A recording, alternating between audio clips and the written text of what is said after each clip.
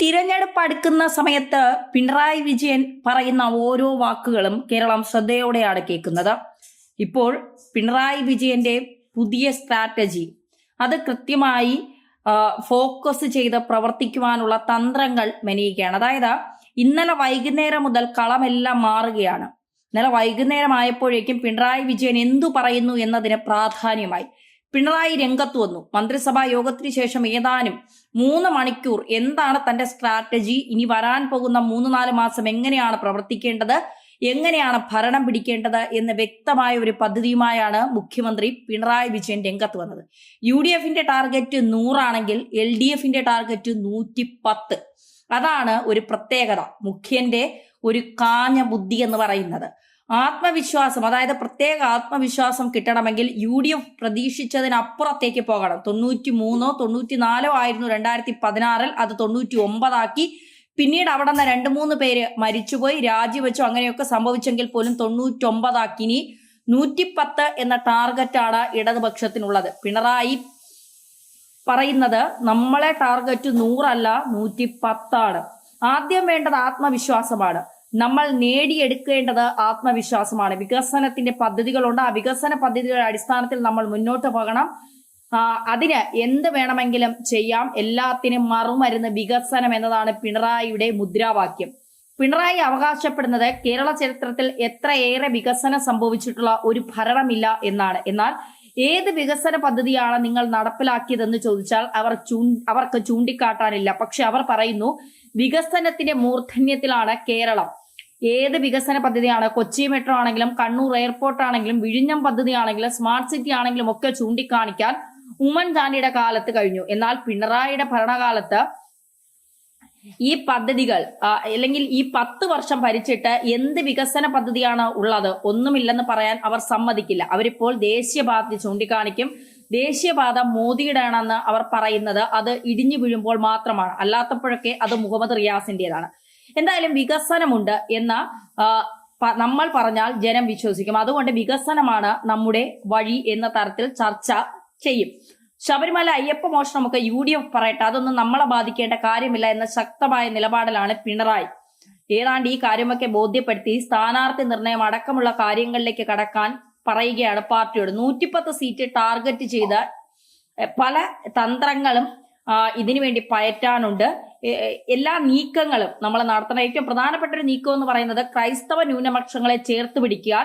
മുസ്ലിം vote നഷ്ടപ്പെടുമെന്ന് ഉറപ്പായി Hindu vote വിഭജിക്കാനൊക്കെ ശ്രമിക്കുന്നുണ്ട്. അപ്പോഴും അനക്കമില്ലാതിരിക്കുന്ന ഒരു വോട്ട് ബാങ്ക് ക്രൈസ്തവ വോട്ട് ബാങ്കാണ്. ഏതാണ്ട് 17.18% വരും ഈ ക്രൈസ്തവ വോട്ട് ബാങ്ക് എന്ന് പറയുന്നത്. ഇത് പിടിക്കാൻ കിണഞ്ഞ് പരിശ്രമിക്കുകയാണ്. കാരണം ഇത് ആരുടെയും കുത്തകയായി പോയിട്ടില്ല. അതുകൊണ്ട് തന്നെ പെട്ടെന്ന് ഈ ജബി കോശി കമ്മീഷൻ റിപ്പോർട്ട് പൊടി തട്ടിയെടുത്ത് നടപ്പിലാക്കാൻ പിണറായി തീരുമാനിച്ചത്. ജബി കോശി കമ്മീഷൻ റിപ്പോർട്ട് ക്രൈസ്തവ ന്യൂനപക്ഷങ്ങൾക്ക് വേണ്ടി തയ്യാറാക്കിയ റിപ്പോർട്ടാണ്. ഒരുപാട് നിർദ്ദേശങ്ങൾ അതിലുണ്ട്. ആ നിർദ്ദേശങ്ങളൊന്നും നടപ്പിലാക്കിയിട്ടില്ല.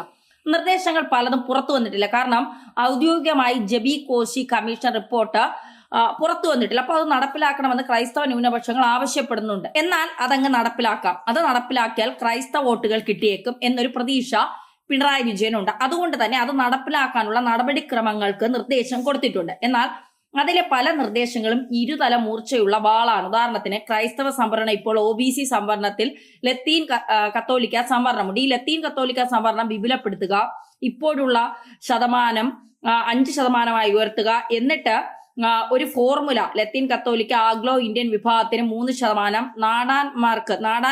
നാടാർ വിഭാഗത്തിൽ തന്നെ ക്രിസ്ത്യൻസിലുള്ള നാടാർ വിഭാഗത്തിന് ശതമാനം ഉയർത്തുക, ഈ പരിവർത്ത ക്രൈസ്തവർക്ക് 1%, ഇത്തരത്തിൽ ഇതിനെ മാറ്റാൻ നിർദ്ദേശം വയ്ക്കുന്നുണ്ട്. ഈ നിർദ്ദേശം ദൂരവ്യാപകമായ പ്രത്യാഘാതങ്ങൾ ഉണ്ടാക്കും. കാരണം OBC സംവരണത്തിൽ 2% ക്രൈസ്തവർക്ക് കൂടുമ്പോൾ അത് മുസ്ലിങ്ങൾക്ക്, ഈഴവർക്കും അടക്കമുള്ള ഹൈന്ദവരിക്കും ബാധിക്കും. കാരണം സംവരണം 50% അപ്പുറത്തേക്ക് പോകാൻ കഴിയില്ല. അപ്പൊ നിലവിലുള്ള സംവരണത്തിൽ നിന്ന് എടുത്തുകൊണ്ട് വേണം ഈ പുതിയ സംവരണം കൊടുക്കാൻ. അത്തരത്തിലുള്ള തീരുമാനങ്ങൾ എടുത്താൽ ഒരിടത്ത് ശരിയാക്കാൻ ശ്രമിക്കുമ്പോൾ മറ്റൊരിടത്ത് അത് ശരിയാകാതെ പോകും. അത്തരം തീരുമാനങ്ങളൊക്കെ എടുക്കുമോ എന്നതിനെ കുറിച്ച് നിശ്ചയക്കുറവുണ്ട്. അതുപോലെ JB കമ്മീഷൻ പറഞ്ഞിരിക്കുന്നത് ക്രൈസ്തവ വിശ്വാസങ്ങളെ അപമാനിക്കുന്ന തരത്തിൽ സംഭവങ്ങൾ ഉണ്ടായാൽ ഉടനടി കേസെടുത്ത് നടപടികൾ എടുക്കാനുള്ള സാഹചര്യം ഉണ്ടാവണമെന്നാണ്. അതുപോലെ ശാസ്ത്രീയ മെഡിക്കൽ എഞ്ചിനീയറിംഗ് കോളേജുകളിൽ 50% സർക്കാരിന് കൊടുക്കുന്നുണ്ട് മെറിറ്റ് സീറ്റ്. ഈ 50%-ൽ 20% അതായത് കമ്മ്യൂണിറ്റികൾക്ക് വിട്ടുകൊടുക്കണം എന്നതാണ് ഒരു നിർദ്ദേശം. ക്രൈസ്തവ നാടാർ പരിവർത്തന ക്രിസ്ത്യാനികളുടെ പ്രശ്നങ്ങൾ പഠിക്കാൻ പ്രത്യേക കമ്മീഷനെ വെക്കണം. സർക്കാർ സർവീസിൽ മറ്റും അവരുടെ പ്രാതിനിധ്യത്തെ കുറിച്ച് പരിശോധന നടത്തണം. സ്പെഷ്യൽ റിക്രൂട്ട്മെന്റ് ഡ്രൈവ് നടത്തണം. ഇത്തരത്തിൽ ഒരുപാട് നിർദ്ദേശങ്ങളൊക്കെ ഈ തൊട്ടാൽ പൊള്ളുന്ന രീതിയിലാണ്. പ്രത്യേകിച്ച് പരിവർത്തനം ക്രൈസ്തവരുടെ ആനുകൂല്യങ്ങൾ അത് ഭരണഘടനാ വിരുദ്ധമെന്നാണ് കേന്ദ്ര സർക്കാരിന്റെ നയം. ഒരാൾ പട്ടികജാതിയിൽ നിന്ന് മതം മാറി ക്രിസ്ത്യാനി ആയാൽ ജാതി ഇല്ലാത്ത ക്രിസ്ത്യാനി എന്ന നിലയിൽ അയാൾക്ക് സംവരണം നഷ്ടപ്പെടുമെന്നതാണ് കേന്ദ്ര നിയമം. ആ നിയമം കൊണ്ടാണ് വാസ്തവത്തിൽ ഇന്ത്യയിൽ ക്രൈസ്തവവൽക്കരണം പുറകോട്ട് പോകുന്നതെന്നാണ് ക്രൈസ്തവ മേലധ്യക്ഷന്മാരുടെ ആശങ്ക. അത്തരം ഗുരുതരമായ സാഹചര്യങ്ങൾ സൃഷ്ടിക്കുന്ന ശുപാർശകളാണ് ഇപ്പോൾ നടപ്പിലാക്കാൻ സർക്കാർ ശ്രമിക്കുന്നത്. നടപ്പിലാക്കിയാലും ഇല്ലെങ്കിലും ഈ ഒരു ഇത് നടപ്പിലാക്കിയാൽ വോട്ട് കിട്ടിയേക്കുമെന്ന് പിണറായിക്ക് അറിയാം. നടപ്പിലാക്കാനുള്ള നടപടിക്രമങ്ങൾ എന്ന തരത്തിൽ പിണറായി എന്തും ചെയ്യും. നാടാർ സമുദായത്തിന് വേണ്ടി കഴിഞ്ഞ തിരഞ്ഞെടുപ്പ് സമയത്ത് പിണറായി ഇത്തരം ഒരു നീക്കം നടത്തിയിരുന്നു. തിരുവനന്തപുരത്തെ മലങ്കര കത്തോലിക്ക സഭ പരസ്യമായി തന്നെ ആ നീക്കത്തിന് ഭാഗമായി പിണറായിയെ പിന്തുണച്ചിരുന്നു. അത്തരം ചില ഗിമിക്കുകൾ ഒക്കെ പിണറായി കാണിച്ചുകൊണ്ട് രംഗത്ത് വരികയാണ്. ഇനി വരാൻ പോകുന്നത് അത്തരം ലൊക്കുലൊടുക്ക് വിദ്യകളുടെ കാലമാണ്. എന്തായാലും ഈ പിണറായിയുടെ പുതിയ പ്രഖ്യാപനം ഏറ്റെടുത്തിരിക്കുന്നത് സൈബർ സഖാക്കളാണ്. സൈബർ സഖാക്കളുടെ കൺകണ്ട ദൈവമായി ഇപ്പോൾ മാറിയിരിക്കുന്നു പിണറായി. കോടിയേരി ബാലകൃഷ്ണന്റെ മകൻ ബിനീഷ് കോടിയേരിയും ഡോക്ടർ പി സരിനും രണ്ടുപേരും ഭാഷയ്ക്കാണ് കുറിപ്പുകൾ എഴുതുന്നതും പ്രചരിപ്പിക്കുന്നത്. സരിൻ പലപ്പോഴും പിണറായിയെ കുറിച്ച് പറയുന്നത് എന്താണ്? പിണറായി ഒരു വൃത്തികെട്ടവനാണ്, ജയിലിൽ അടക്കേണ്ടവനാണെന്ന് നിരന്തരം പറഞ്ഞുകൊണ്ടിരുന്ന ആളാണ്. പക്ഷെ പാലക്കാട് സീറ്റ് കിട്ടാതെ വന്നപ്പോൾ UDF-ൽ നിന്ന് ചാടി ഇറങ്ങി കാടി എന്റെ കൺകണ്ട ദൈവമാണ്, പിണറായിയെ പോലെ ഒരാൾ കേരളത്തിൽ ഉണ്ടായില്ല, ജനിച്ചിട്ടില്ല, ആനയാണ് ചേനയാണെന്നൊക്കെ പറഞ്ഞ് ഇടതുപക്ഷത്തേക്ക് പോയി. CPM-ക്കാൾ ആവേശമാണ് പിണറായി വിജയൻ എന്ന് പറയുമ്പോൾ സരിന് കോൺഗ്രസ് പാർട്ടിയെ ചീത്ത വിളിച്ചുകൊണ്ടിരുന്ന സരിൻ ഇപ്പോ പിണറായി വിജയനെ ഇപ്പൊ കോൺഗ്രസ് പാർട്ടിയെ ചീത്ത വിളിച്ചുകൊണ്ട് LDF-നെ പൊഴുത്തിക്കൊണ്ടിരിക്കുകയാണ് സരിൻ. ഏറ്റവും അധികം സരിന് ശത്രുത VD സതീശനോടാണ്. അതായത് ഇന്നലെ ഇട്ട പോസ്റ്റ് വലതുവശത്തെ കള്ളന്മാർ ഉടൻ പ്രേക്ഷകർക്ക് മുന്നിലേക്ക് ഉണ്ട്, കള്ളി വെളിച്ചത്തായി തുടങ്ങിയിട്ടുണ്ട്. വലതുപക്ഷത്തെ കള്ളൻ എന്ന ഒരു സിനിമാ പോസ്റ്റർ ഒക്കെ എടുത്ത് ഡോക്ടർ സരിൻ ഇട്ടിട്ടുണ്ട്. തലങ്ങും വിലങ്ങും തെറിവിളിയാണ് അയാൾക്ക്. ഇവന് മരുന്ന് കൊടുത്തില്ല എന്നാണ് ജീന സോജൻ ചോദിക്കുന്നത്. നീ പോയതിൽ പിന്നെ വലതുപക്ഷം ക്ലീൻ ആണ്.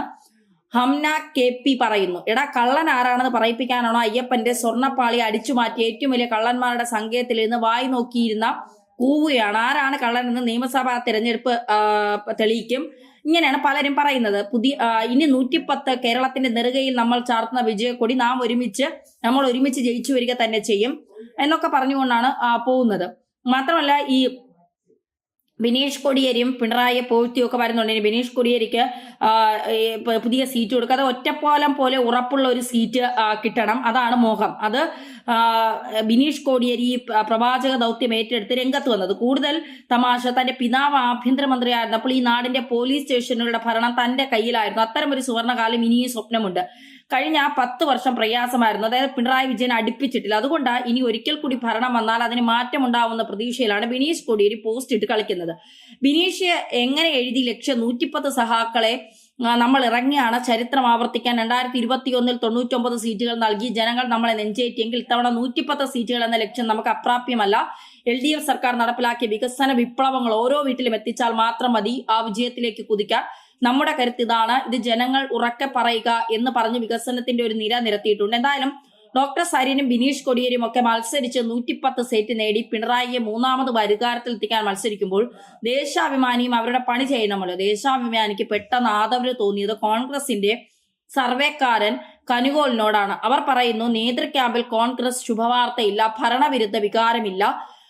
ഈ കനകേലു സംസ്ഥാന സർക്കാരിനെതിരെ ഭരണവിരുദ്ധ വികാരമില്ലെന്ന് കോൺഗ്രസ് നേതൃ ക്യാമ്പിൽ സുനിൽ കനകേലു പറഞ്ഞുകൊണ്ടാണ് അവർ രംഗപ്രവേശനം ചെയ്യുന്നത്. എന്തായാലും ഈ ഒരു സമീപനം പിണറായി ഏത് ബുദ്ധിയും പ്രയോഗിച്ച് മൂന്നാമത് അധികാരത്തിൽ വരും, അതിൽ സംശയമില്ല. ഈ ആളുകൾ പറയുന്നത് പോലെ വെറുത്ത് കേരളത്തിലെ ജനം ഒടുവിൽ പിണറായി വിജയനെ ഇഷ്ടപ്പെട്ടു തുടങ്ങി എന്നുള്ളതാണ് യാഥാർത്ഥ്യം.